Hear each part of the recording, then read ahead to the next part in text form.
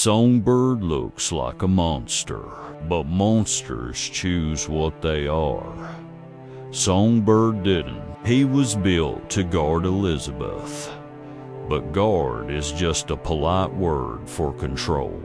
Bound by pain, commands, and conditioning, Songbird obeys because disobedience means suffering. Every time he attacks Booker, he's not defending Columbia, he's defending his orders.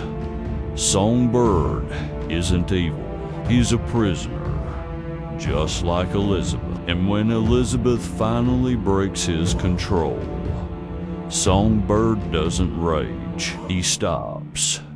Because the moment he's free, the monster disappears. Only the cage remains.